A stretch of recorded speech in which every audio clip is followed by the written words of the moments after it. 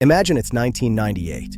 You're 8 years old, and the summer break feels like a literal geological era.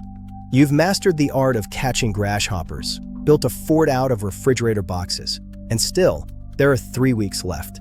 Now, flash forward to last Tuesday. Or was it last month? You blinked, and suddenly it's autumn. You've got gray hair in places you didn't know could grow hair, and you're wondering where the last 5 years went. Welcome to the great cosmic joke of aging. Time doesn't just pass, it accelerates. But why? Is the universe actually speeding up? Behind every moment lies a scientific wonder. I'm Kale, and welcome to SciCurios, where curiosity meets science. Or is our brain just a very unreliable narrator? Today, we're cracking open the skull to look at the gears of your internal clock. Grab a coffee, quickly, before the decade ends, as we explore why time feels faster as we age.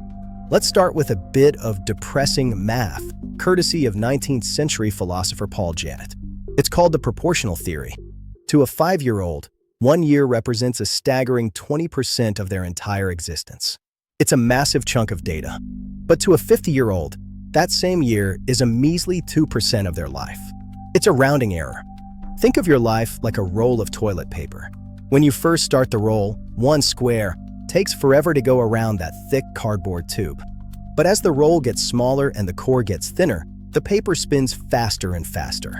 Each year becomes a smaller fraction of the total you. By the time you're 80, a month feels like a weekend because, relative to the 960 months you've already lived, it's practically a rounding error.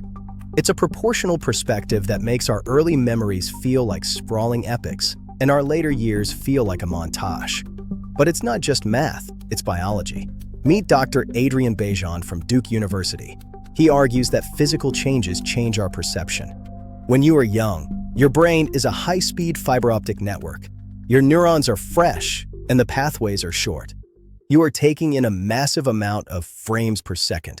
As we age, our processing hardware starts to lag. Our neurons grow longer, more complex, and, let's be honest, a little tired. The rate at which we process mental images slows down.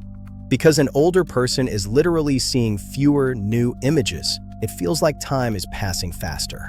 It's like watching a movie at 24 frames per second. The adult version feels blurry and rushed. You aren't losing time. Your brain is just missing the snapshots. Now let's talk about chunking. Your brain is an energy-saving machine. It hates wasting resources on useless information. When you're a child, everything is a first. First time seeing a beach. First time tasting a lemon. First time realizing fire is hot. Because these experiences are novel, the brain records them in vivid, high-definition detail. Then comes the routine. When you're 40, you've seen 10,000 commutes to work. You've brushed your teeth roughly 29,000 times. Your brain says, "I've seen this before, I'm going to sleep," and it effectively deletes the routine data to save space. This is neural adaptation. If your whole week consists of the same desk and same Netflix show, your brain chunks that entire week into a single, tiny memory file. When you look back on Friday, it feels like the week never happened because there were no new markers to anchor the passage of time. There is a phenomenon in psychology called the reminiscence bump. If you ask an 80-year-old their life story, they won't focus on their 40s. They will focus on the period between ages 15 and 25. Graduation, first jobs, first loves. These vivid anchors create a stretched sense of time. So how do we fight back? How do we slow the clock? The answer is simple but difficult. Seek novelty. When you learn a new skill, travel to a new city, or take a different route to work, you force your brain to stop chunking. You force it to start recording again. You are essentially adding more frames back into your movie. Give your brain reasons to pay attention. Time is the only currency you can't earn back. Whether it's Janet's math or Bejan's lag, time flying is a sign of efficiency. So, go out there and do something weird. Surprise your brain. Make it work for its memories.